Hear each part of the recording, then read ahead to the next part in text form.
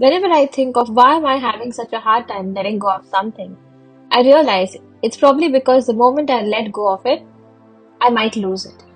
And then a vast empty space will be created, which I will not be able to handle. And because of that, I'm ready to go out of my way and take effort to keep that thing or that particular person in my life. But then I realize that taking effort, maybe some little extra effort, actually does not come with a guarantee that I won't lose that thing or that particular person. I fear losing so much. Can you also relate to this? It's human nature to hold on to things that matter to us.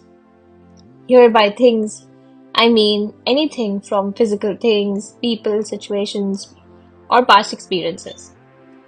We might long for the past, wish that someone we love hadn't left us, or hold on to anger from the times when we were treated badly. But holding on to anything external to our being as an individual, whether it's people or things, doesn't help us honestly. We give it the power to control us, our emotions, even our life. So, what is the root cause of all this? If something is causing us so much pain, why are we not able to let go of it? And most importantly, what is it that we have to let go of? I have a few perspectives around this, and that is what I'm going to share with you today. To begin with, not being able to let go of something is associated with some sort of fear at the ground level. We feel that once this person leaves us, or once that particular thing parts ways with us, our life will be over. Our life is so much dependent on them that we feel that we won't be able to experience happiness again. Our life will remain incomplete without them. And this is what causes pain. I call it emotional pain, which at times feels much more intense than the pain that we experience physically. Digging deeper, I also realized that fear is related to needs. We all are human beings and we have needs. And to materialize those needs, we create expectations, knowingly, unknowingly. And we are always on the lookout externally for something or someone to meet those needs through those expectations. So when we find someone, we immediately project our needs onto them without first trying to find out whether do they even have the bandwidth to meet our needs. Now sometimes these needs, these expectations are unspoken. Like for instance, you'll say that I don't have any expectations from that other person. But if you dig in deeper, you'll realize you might be expressing those expectations through your communication, behavior, or even actions. And most often, these expectations are always related to needs. So the moment you're able to separate these three things and detach these three things from, let's say, a particular person, that is the first moment of transition. That is the first moment where you start healing yourself. Can you relate to this? Think for a second. Why do you bring yourself to this moment? Maybe because the other person was not able to fulfill the expectations that you had projected onto them. Maybe you tried to express your needs to a person who might not even have the bandwidth to meet your needs. Unfortunately, then you ended up appearing needy to them. And that is why you landed up yourself in that situation where you have to let go of that person. That's the only solution. So now you might ask me, why are expectations created? Simply because we are humans and we have needs. Needs could be anything from physical, emotional, financial, many. There is a whole hierarchy of needs clearly defined by Maslow. So then, is it wrong to have expectations? Well, in reality, as humans, it is next to impossible not to have expectations. But then, where are we going wrong? Maybe we are projecting our expectations onto a person who might not have the bandwidth to fulfill those needs. So then what do? One thing that comes to my mind is that instead of asking or looking for somebody else to fulfill those needs, first, can we try and fulfill those needs by ourselves?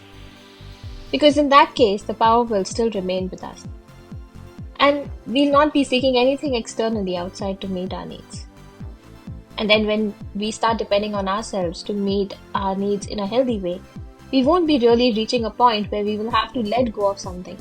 Because at the core of it, what are we letting go of? Actually, we are not letting go of a person.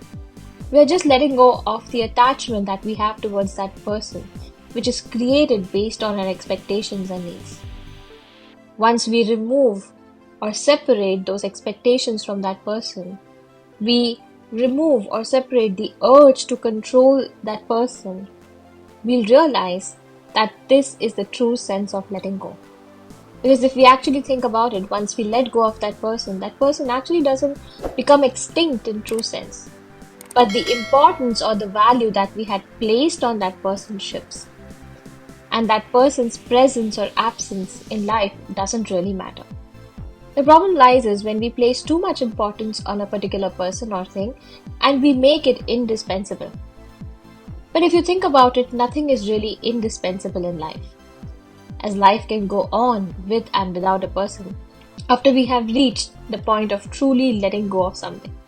So to summarize, truly letting go of a person or thing happens when we are able to detach anything external, be it a particular person or thing, from the expectations of meeting our needs. In reality, it might not have the power or bandwidth to meet those needs.